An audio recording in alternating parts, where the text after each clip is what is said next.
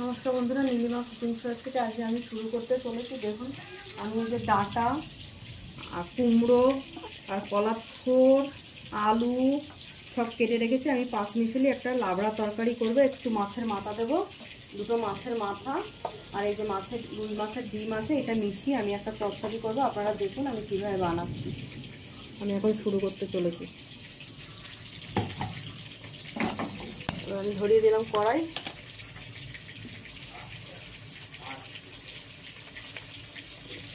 দিয়ে দেবো তেল। আমি একবারে মাছের মাথাটা ডিমটা ভেজে নিয়ে একবারে বসিয়ে দেবো। হয়ে গেছে আমার তেলটা গরম, আমি 5 ফোড়ন দিয়ে দিলাম। 5 ফোড়ন গরম হয়ে গেলে আমি মাছের মাথা দুটো আর ডিমটা দিয়ে দেবো।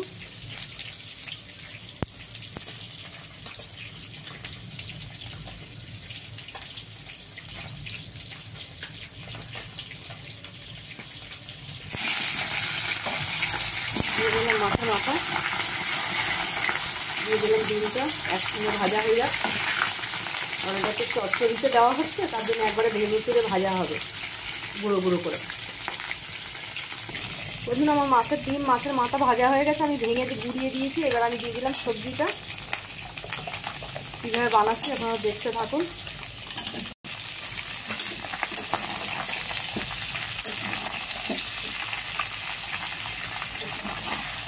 দিয়ে দিলাম পরিমাণ মতো নুন,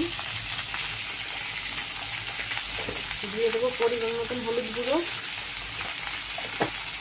দিয়ে দিচ্ছি এই যে 5-6টা মতন কাঁচা লঙ্কা দিয়ে দিলাম ভেঙে। একটু দিয়ে দিচ্ছি পরিমাণ মতন মিষ্টি,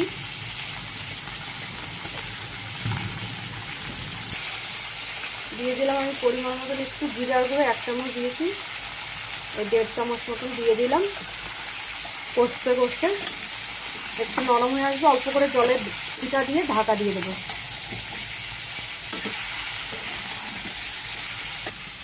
কমিয়ে দিয়েছি, দিয়ে এবার ঢাকা দিয়ে দিলাম। আমি আলগা করে একবার নেড়ে দিচ্ছি বন্ধুরা।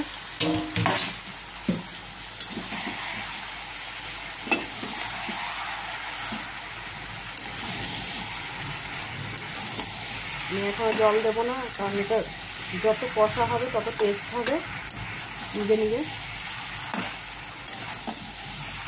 দিয়ে আমি বসিয়ে দিচ্ছি, এইভাবে হতে থাকবে আর আমি মাঝে মাঝে নাড়তে থাকবো আলগা করে করে। দিয়ে দিলাম আমি অল্প করে জল দিয়ে দিলাম। এবার আমি ঢাকা দিয়ে দেবো যাতে নরম হয়ে যায়, জলটা একদম শুকনো হয়ে যাবে।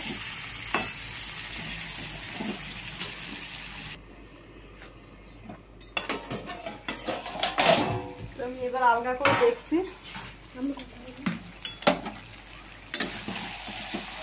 জলটা টেনে গেছে। এবার আরেকটু রস টেনে একদম তেলটা বেরিয়ে আসবে। আমার সবজিও খুব সুন্দর সেদ্ধ হয়ে গেছে, একদম মাখা মাখা হয়ে গেছে দেখুন। আর একটু ভাজা ভাজা মতন হয়ে যাবে, আমি নামিয়ে দেবো। আর একটু সামান্য ডাটা ফাটা সব গলে গেছে, থোড় সব গলে গেছে, খুব সুন্দর দেখুন। এটা খেতে দারুণ লাগে খেতে, এরকম করে খাবেন, খুব ভালো লাগে। থোড় দিয়ে এটাকে লাবড়া তরকারি বলে। দেখুন আমার হয়ে গেছে, আমার তরকারি পুরো কমপ্লিট। আমি এবার নিভিয়ে দিলাম গ্যাস, নামিয়ে দিচ্ছি। দেখুন বন্ধুরা আমার তরকারি পুরো কমপ্লিট। আপনাদের যদি ভালো লাগে এরকম আপনারা বানিয়ে বাড়িতে খাবেন। আর নীলিমা কুকিং শোটিকে আপনারা সাবস্ক্রাইব, লাইক, কমেন্ট, শেয়ার করে দেবেন বেশি বেশি করে।